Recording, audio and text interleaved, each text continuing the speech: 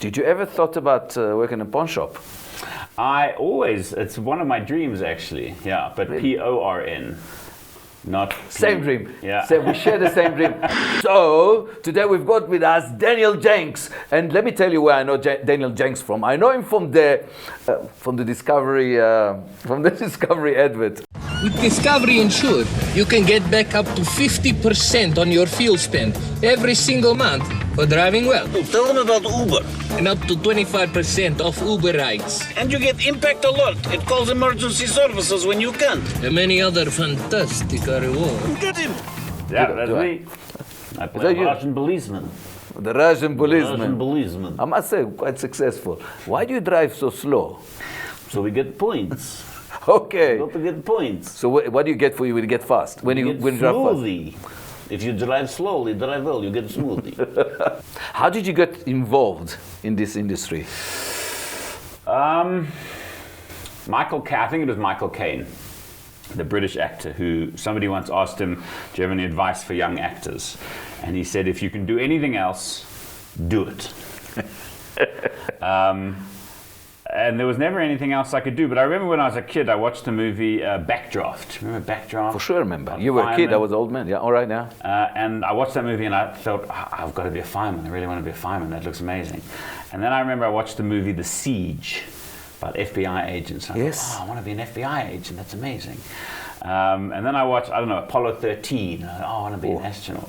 And then I realized I didn't want to be any of those things. I wanted to be the guys on screen who were pretending to be those things. Oh, that's nice. Because firemen, they do a lot of running and there's fire and it's dirty, hot yeah, and with your hands, yeah. It sounds terrifying. So it's all I've ever really wanted to do. Acting, yeah, from an early age, primary school, high school. It's all I've ever wanted. Tell me, what are your fears? What are your phobias? Never mind fears. One of my phobias. Yeah. I used to be deathly afraid of spiders. I'm not anymore. Oh, how did you cure that? It just went away. When I was a kid, spiders, insects, we spent a lot of time in the bush, and I used to get terrified when the sun went down, because then we'd turn the lights on and they would come. But eventually it went away. I don't know. Now I love all animals. Spider's not an animal. Spider is like it's an animal. All right. It's an insect. It's an arachnid. It's an animal. Yeah, but like, do you take it in your hand? Like, I have held a couple. I still get a little skittish holding them. We got a snake at home. We got 4 cats. So we love animals. Phobias, hard work. No. Yeah, very afraid of hard work. That's what makes you an actor. I watch people who work hard and it looks terrifying. It looks terrifying. It is terrifying. It's actually very terrifying. Like bricklaying or no, garbage not bricklaying. I think entrepreneurs. That scares me. I've never been able to understand how people just create a business. I've tried a couple times, failed dismally. I need a director to tell me what to do. Sit here, say this, do that, look like that. That's why marriage works for you, I can see. Yeah, well, that is You've got a director that tells you what to do. Absolutely. Do it like this, do it like this. Take the kid, do some shopping, come home, go to the theater. You got kids? I got one kid, a little girl, 7 years old. Nice. Yeah, she kicks my ass all the time. She's fierce. I don't know where she gets it from. What would you say to new actors? Someone who come into the business. What do you recommend? What do I recommend? Get away, run away. Yeah. No, not run away. It's the best job in the world. If you've got the passion, if you've got the energy, if you've got the staying power, it's the best thing in the world. And talent is something small you have to have. So talent is interesting. You need 2 things for an actor, 3 things for an actor. You need talent, no question. You need skill, which is very different and in some ways more important. And you need staying power. You need to be able to deal with the shit, and there's a lot of shit. It's the best job and the worst job. When you're working, best job in the world. When you're not working, it's hard. It's very hard. So I would say go to drama school. First piece of advice: find a good drama school. Go there, get the skills, because talent is not enough. Is it not? It's not enough. You got to get the skills, you got to get the discipline, you got to understand the craft, you got to understand some of the theoretical stuff. You don't have to use it. There's method acting, there's Meisner, there's all sorts of things. You don't have to use it, but if you understand it, I think it helps a lot. And then, you know, a lot of people tell young actors, find something else you can do as well. Copywriting, working at a pawn shop, waitering, whatever it is. And I made that mistake. My whole acting career, I always try to find these other things that I could do to keep me going when I wasn't working. And it distracted me. Well, I should have been putting all that energy into acting, into marketing, into making contacts, into promoting myself. So be careful of that. Do what you've got to do to make money, pay your rent, but acting is a career, not a hobby. Who was or who is your role model? I don't know. You. Oh, thank you. Absolutely. That's enough. Yeah. Okay, it's cut to be done. Who's my role model? I have lots of role models, I suppose. Acting, if I look at actors whose work I really, really admire on the international stage, Philip Seymour Hoffman, the late Philip Seymour Hoffman. The guy that died. Yeah, he died. He killed himself. Why did he kill himself, though? I don't know. He didn't tell me. Did he tell anybody? I don't know. Depression, I suppose. I think he was an absolutely amazing actor. He brought, he had an openness to his soul and his character that he brought to all of his performances, which I loved. Paul Newman, also amazing. Paul Newman. Paul Newman. Again, there was a relaxation to his work and a calmness to his work, which was phenomenal. Which movie? Well, one of my favorite movies is The Verdict. The Verdict. Norman Jewison movie about Paul Newman plays an older alcoholic lawyer who comes across this case. I think I've seen it. His one last if not, chance I'm going to to see redeem it. himself. Amazing movie. Cool Hand Luke, obviously one of his earlier works. No, I don't remember. Watch Cool Hand Luke. Cool Hand Luke's a great movie. Paul Newman goes to jail. It's a prison movie. Who else are role models for me? My dad's a role model for me. He's a lawyer. He spent his whole life grinding away in a job he didn't really love, so that he could provide for his family, so that we could have, you know, some amazing opportunities. Don't you think it's good? Don't you think it's right? Yeah, absolutely. I mean, he sacrificed the things that he enjoyed and the things that he believed in so that he could provide for us. Yeah. And that's, I think, an amazing lesson, an amazing thing to do. And it's a hard lesson to follow. It is. It is. You have to, especially as an actor. And you say to yourself, wow, I have to do that for my kids too. Because the way we've been brought up, that's the way we want to bring our kids normally. Sure. And yeah. I went the other way. I followed my dream. I said, no, there's nothing wrong with that. Nothing wrong with it. It's, yeah, they're two different paths, but... some clever people say, if you want to make other people happy, you must be happy yourself first. You must put yourself first. There's nothing wrong with that. Some people say if you work for money, you'll never make any, but if you work for love, the money will come. Money will come. I'm waiting so far. it's been 20 years or so, but I think it's coming. I can They feel say it. if you get a job that you love, you'll never work a day in your life. Yeah. This is the right thing. What is your TV? What is your favorite TV what was TV series? That is a very long conversation. All right. I watch a lot of TV. It's one of my absolute joys in life. Breaking Bad, brilliant TV show. Yeah. All the seasons. And Better Call Saul that comes all the out. seasons, or only the first, second, third one? No, all the seasons. That's one of the brilliant things about Breaking Bad, is I think that it maintains itself over all 7 series. Whereas my best TV show for many, many years was The West Wing. The West Wing, all right. Which is a remarkable TV show written and created by Aaron Sorkin. But at the end of season 4, Aaron Sorkin left the show. And the show changed. And there's a bit of a dip. It picks itself up again, season 6, season 7 again, really picks itself up. But it doesn't quite sustain itself over that transition. So like drama TV. Yeah, good drama. You would like But that? I think all good TV, like all good theatre, it has to have a bit of everything, right?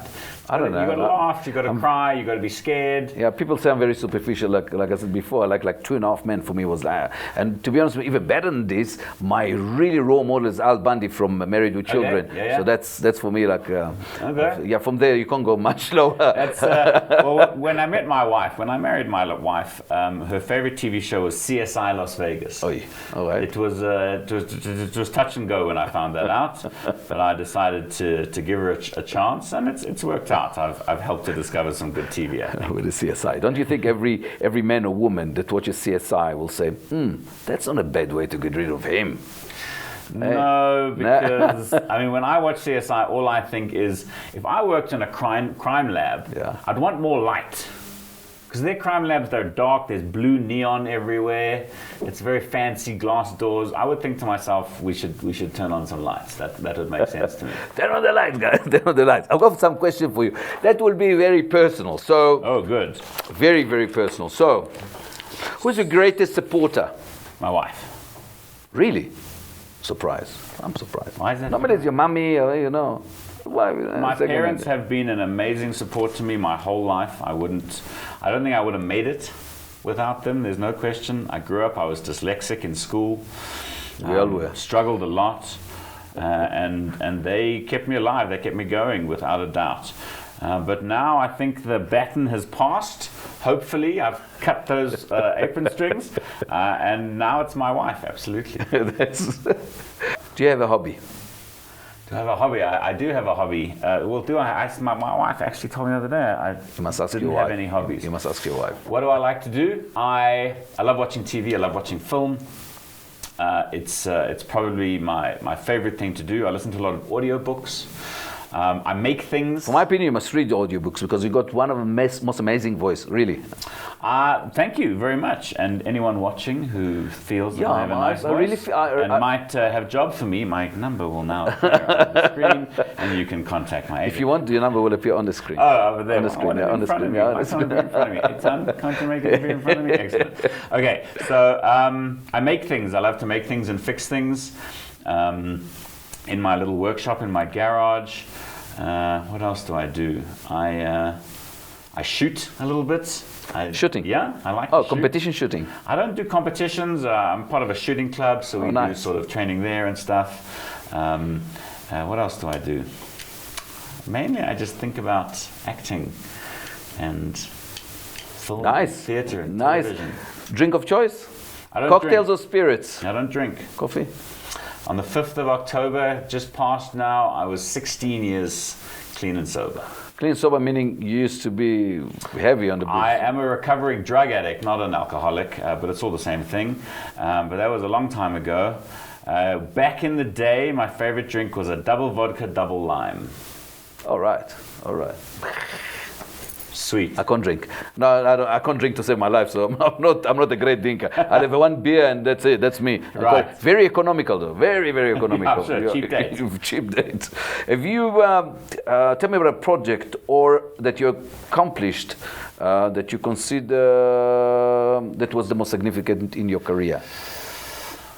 So this play, Odd Man Out, is directed That by... was amazing. Let me say something before. Okay. So Odd Man Out was the most amazing play I've seen. Normally, when I go to the theater on the square, 90% of disappointment. Okay. This time, it was so amazing that when I went out, I called Peter and I told him, that's the most amazing play I've seen.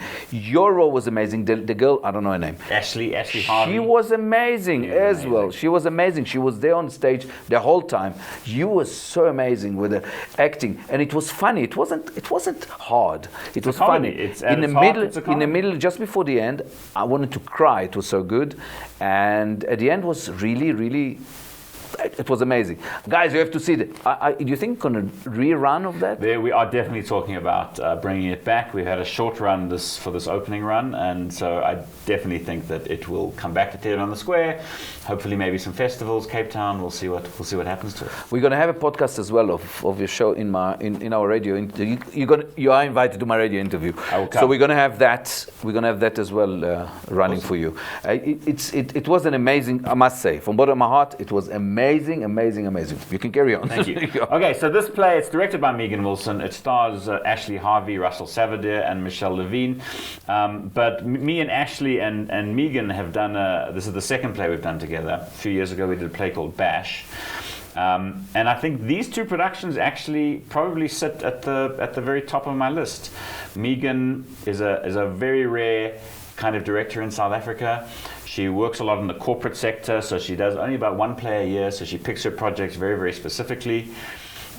She's an old school director. We do a lot of text analysis, so we do a lot of in-depth sort of thinking about the text and the character before we ever sort of stand the play up.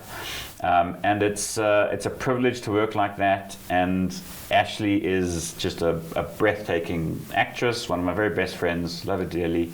And to work with people like that is amazing, and I think it's produced very, very good pieces of work.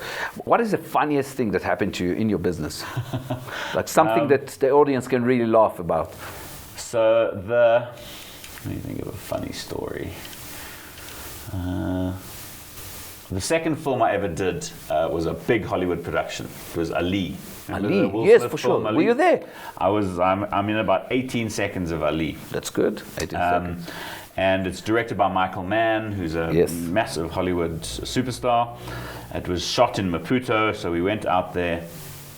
And I went to set early in the morning, about 5 o'clock in the morning. Went through makeup. Makeup looked at me and said, okay, maybe we'll trim this and maybe we'll do that. But they didn't do anything. And I went to wardrobe, and wardrobe said, okay, try this on and try this on and try this on. I tried on a whole bunch of stuff, but they didn't decide on anything. We had to wait for Michael Mann to come onto set because he's a control freak. He takes very, very careful care of all the minutest details. So we're waiting there. Eventually, Michael Mann comes on set, and the wardrobe comes and says, these are our options, and makeup says we can do this. Michael Mann, he sits on set like this. Just stands there and he looks around, and everyone's quiet while he's doing it. And then eventually he says, okay, let's go. So anyway, he looks at all these wardrobe options, and he says, let's try that shirt, and those pants, and these shoes, and that thing. He's not happy. Next to him is standing this, I don't know what he was, assistant to something or other, got a clipboard American guy. And Michael Mann looks at him, he looks at me, he says to the guy, what size pants are you? The guy says, 34. He says to me, sorry, what? I said, Daniel. He says, Daniel, what size pants are you? I say, I'm a 34. This was a long time ago when I was a 34, many, many years ago. And he says, okay, give him your pants. This guy says, what? He says, yeah, give me your pants. So off his pants come, off my pants come, we swap pants.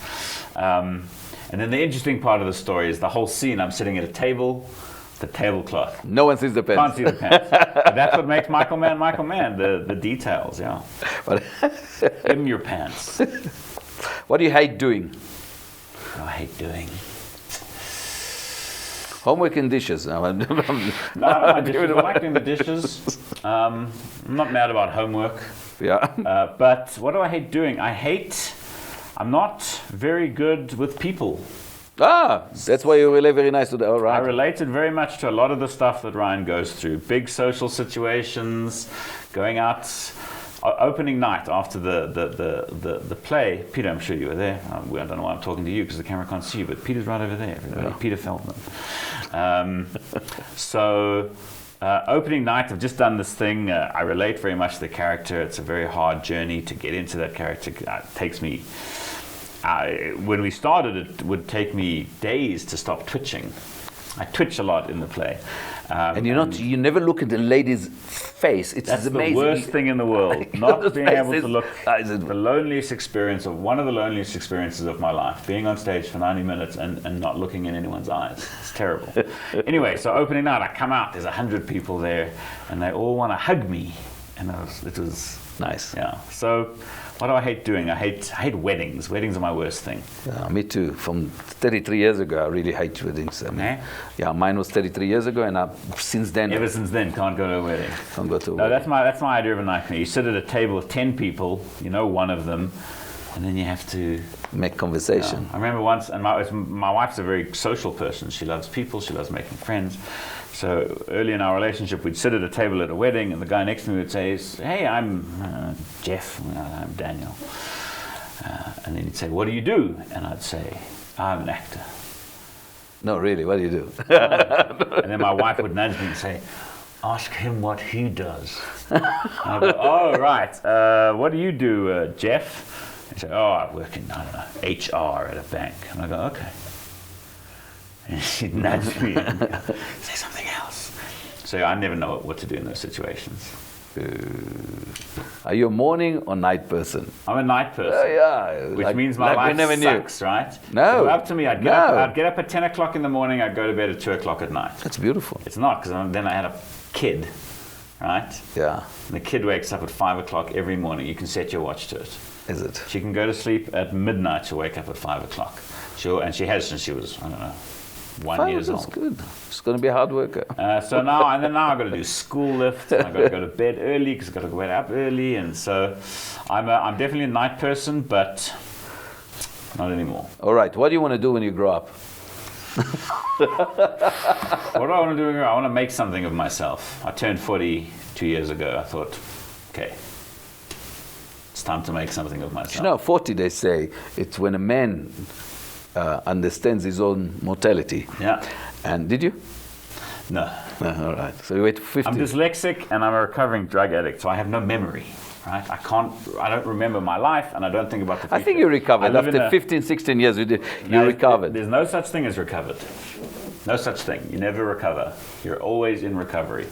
But that's a different conversation. So I live in a 2-week bubble. About a week and a half in the past I can remember, and I can sort of maybe think about a half a week in the future. So when I reached 40, no, I didn't start thinking about my mortality. No. I don't care. So what you're saying is what you want to be when you're big. What do I want to be when I'm big? I want to be a really successful actor.